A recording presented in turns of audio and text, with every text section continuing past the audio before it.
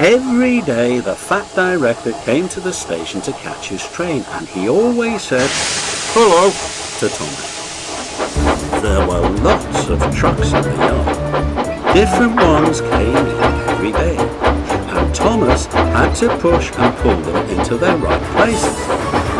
He worked hard. He knew now that he wasn't so clever as he had thought. Besides, the fat director had been kind to him, and he wanted to learn all about trucks so as to be a really useful engine. But on a siding by themselves were some trucks that Thomas was told he mustn't touch. There was a small coach, some flat trucks, and two queer things his driver called cranes. "That's the breakdown train," he said. "When there's an accident, the workmen get into the coach and the engine takes them quickly to help the hurt people and to clear and mend the line. The cranes are for lifting heavy things like engines and coaches and trucks."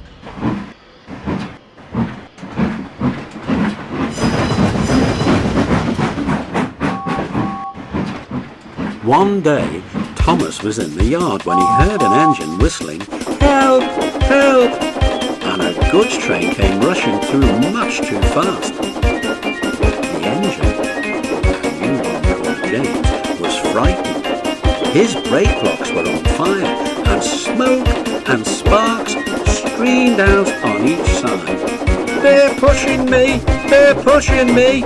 he panted. On, laughed the trucks, and still whistling, "Help! Help!" Poor James disappeared under the bridge. "I'd like to teach those trucks a lesson," said Thomas the tank engine. Presently a bell rang in the signal box, and a man came running. "James is off the line! The breakdown train! Quickly!" he shouted. So Thomas was coupled on. The workmen jumped into their coach, and off they went. Thomas worked his hardest. "Hurry, hurry, hurry!" he puffed, and this time he wasn't pretending to be like Gordon. He really meant it. "Bother those trucks and their tricks," he thought. "I hope poor James isn't hurt." They found James and the trucks at a bend in the line. The brake van and the last few trucks were on the rails, but the front ones were piled in a heap. James was in a field with a cow looking at him, and his driver and fireman were feeling him all over to see if he was hurt. "Never mind, James," they said. "It wasn't your fault. It was those wooden brakes they gave you. We always said they were no good." Thomas pushed the breakdown train alongside. Then he pulled the unhurt trucks out of the way. "Oh dear, oh dear," they groaned. "Serves you right, serves you right," puffed Thomas crossly. When the men put other trucks on the line, he pulled them away too.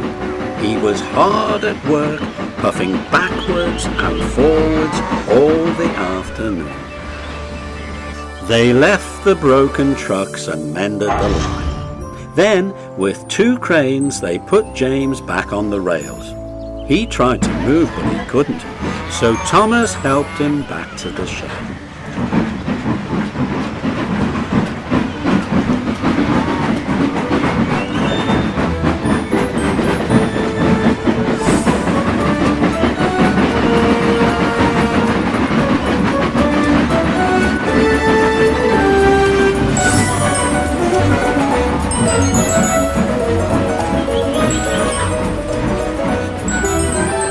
The fat director was waiting anxiously for them.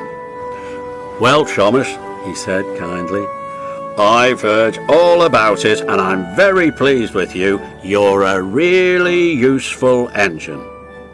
James shall have some proper brakes and a new coat of paint, and you shall have a branch line all to yourself." "Oh, sir," said Thomas happily. Now Thomas is as happy as can be. He has a branch line all to himself, and puffs proudly backwards and forwards with two coaches all day.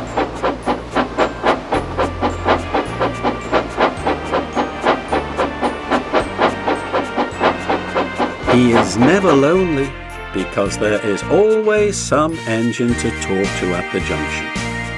Edward and Henry stop quite often and tell him the news. Gordon is always in a hurry and does not stop, but he never forgets to say, "Boop, boop," to little Thomas. And Thomas always whistles, "Beep, beep."